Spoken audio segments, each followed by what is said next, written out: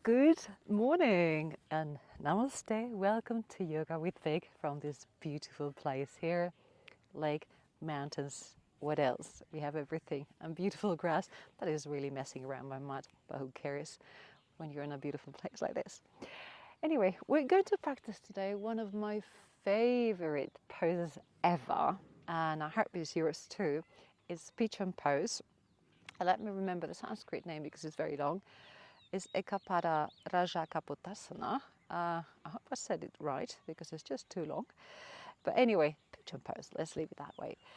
It is a very relaxing pose if you do it the right way and once you get the hang of it. I must say at the beginning I hated it, like literally I hated it. When we started doing this in my Hatha Yoga classes, I was like, what on earth is this torture? But then I was really pushing myself trying to do something that the instructor was doing that obviously I was not capable of doing. So it has to be done obviously your own way. Do not try to do anything that you've seen in a video or that you see me doing. Do it your way. I'm going to give you the instructions. There's a lot of modifications you can do. We all have different bodies, different shapes, different days. There's some days that I can fall asleep literally in pigeon pose, and some days that I'm really struggling to get it all together. So do it your own way, your own pace, and I'm sure you'll eventually love it as I do. Let me show you how to get into it. So we'll start normally in downward dog, downward facing dog, down dog, whatever you want to call it. So we go back to our beautiful dog, tucking toes, and it doesn't have to be perfect. This is not a downward dog class. Then we lift the leg. In this case, I'm going to show you the left. And we're going to get the leg close to our hands in front of our pelvis.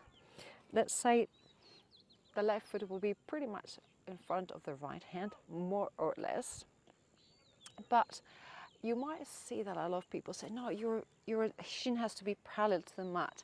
Well, unless you've got super flexible hips, which is definitely not my case, and maybe not yours.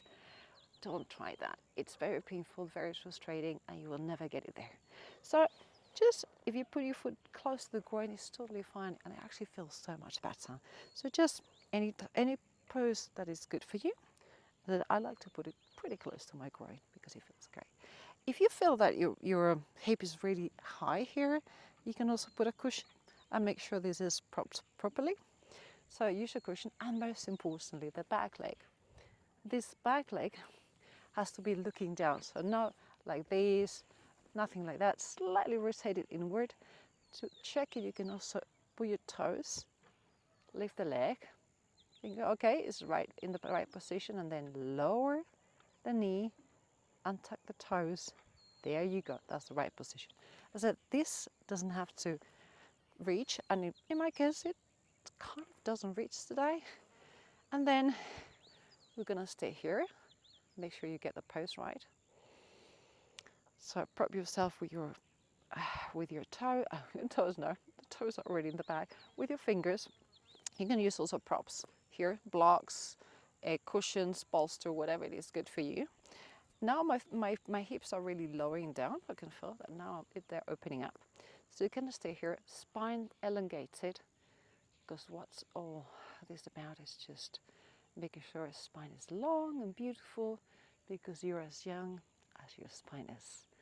So if your spine is mobile and beautiful, you're very young. So you can stay here. This is a beautiful place to be, enjoying the sun, like I am now. Or you can, if you feel like today and you want to do like a full pigeon, you can slowly start going down. You can also stay here, again, beautiful. But always keep the spine straight. That's the most important thing. You can go on your forearms, also beautiful. Enjoy. Beautiful pose. Okay, this is already, you're pretty feeling it big time here.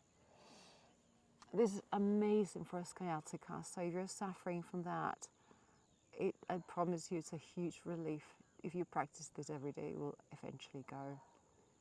And the piriformis and the glutes, it stretches all this part so much. It's insane. So if you're there, or if you want to, again, Spine straight, no hunching, no cheating here. Spine straight. We can also go all the way down. You can lean on your forearms or on the floor, whatever feels good. I'm gonna do forearms today, like a little cushion. And breathe there. I promise you it's really good. I'm falling asleep in this pose, believe it or not. Sounds awkward. I know, but it's so relaxing. I can feel now my glutes really having a beautiful stretch, my hips working. This is a beautiful rotation of a hip. It helps so much with the flexibility of the hips.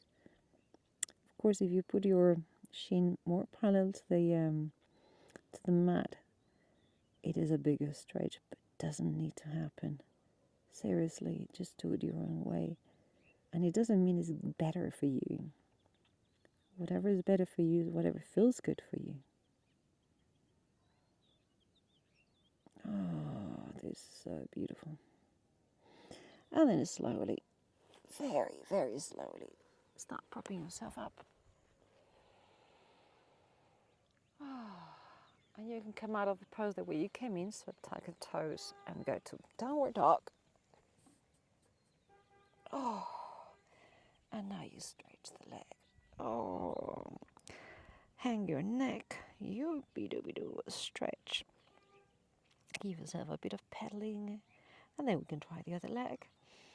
So lift the right leg, and then come here. As I said, I do it close to my groin, because I'm just not elastic enough, or I don't have the flexibility enough. And for me, the right leg is actually a nightmare, because it does not reach as good as the left leg. So I would love to have a cushion right now that I don't have. But anyway, I'll pretend I have. And again, this, remember, do the check. Is it okay? Yes, it is. And tuck the toes, slightly inward rotation. And then you can stay here. Or go down. Always straight spine. Oh. And I'm going to stay here. Actually, do you know what? I'm going to stay here because this leg, for me, is more difficult. And it's as beautiful as it is going down.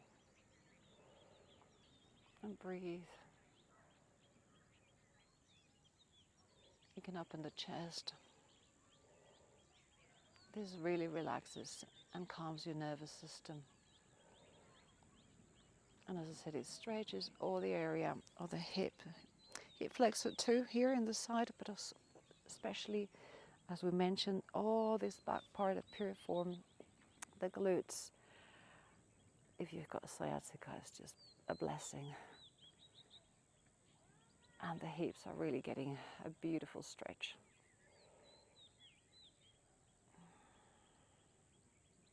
It's awesome.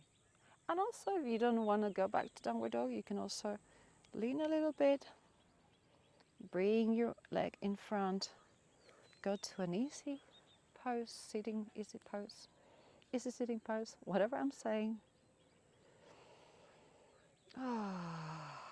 This is awesome, isn't it? I didn't fall asleep this time, thank God. Thank you so much for being here. See you shortly. Namaste.